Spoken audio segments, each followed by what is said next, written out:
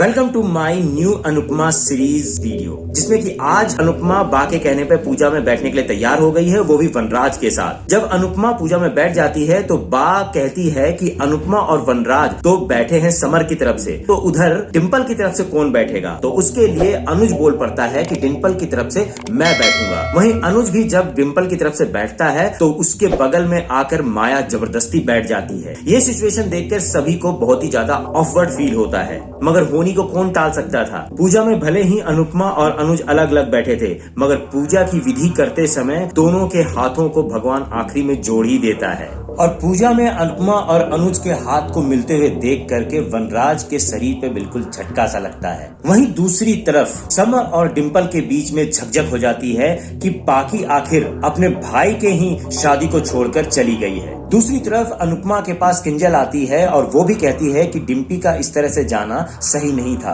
Finally वहाँ पर summer आ जाता है और बोलता है कि मेरी ही शादी में मेरी बहन को छोड़ के जाना था। तब अनुपमा कहती है कि कोई भी बहन अपने भाई की शादी को कहीं छोड़ के नहीं जाती, वो तो इसलिए चली गई कि बेफजूल में कहीं लड़ाई झगड़ा ना हो जाए। वहीं अनुपमा को अभी भी विश्वास है कि अनुज अभी भी बिल्कुल साफ है और उनमें कोई कमी नहीं है।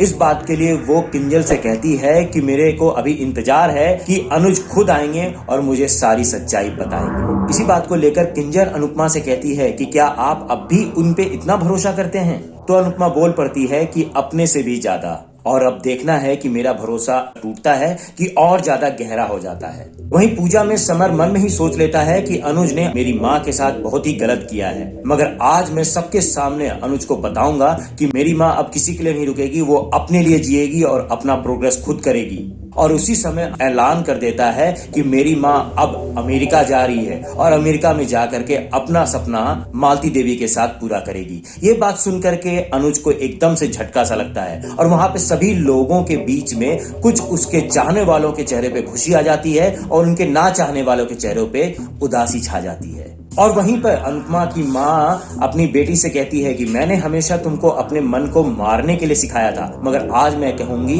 कि तू सिर्फ अपने लिए जी और अपना कैरियर देख। और तो और वहीं पर वनराज भी, जो कि हमेशा अनुपमा से बिल्कुल अगेंस्ट रहता था, वो कह पड़ता है कि अनुपमा तुम बस अपने सपने पे ध्यान दो और अपनी उड़ान को भरो।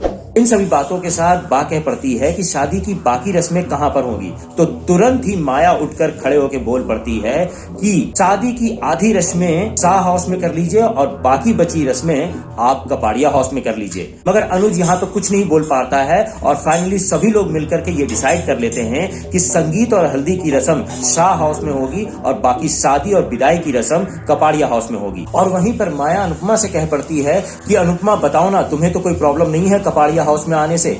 जरा तकदीर का खेला देखिए, यहाँ पर अनुपमा को अनुपमा के घर में आने के लिए ही उसी से पूछा जा रहा है कि तुम्हें कोई प्रॉब्लम तो नहीं है। वहीं अचानक से ये देखने को मिलता है कि माया अनुज से कहती है कि क्यों ना हम लोग होटल से शिफ्ट होकर कपाड़िया हाउस में आ जाएं, क्योंकि शादी की सारी रस्में तो कपाड़िया हाउस से ही होनी है। मगर अनुज ये कह पड़ता है कि नहीं, मुझे कपाड़िया हाउस में नहीं जाना है। तो माया कह पड़ती है क्यों, वहां पर अनुपमा की सारी यादें हैं। और ये बात कहते ही सीरियल का एंड हो जाता है और तुरंत चालू हो जाता है प्रोमो का रिव्यू देखने के लिए मेरे चैनल पर विजिट करिए और इस चैनल को सब्सक्राइब जरूर कर लीजिए। मिलते हैं आपसे कल नए सीरियल में।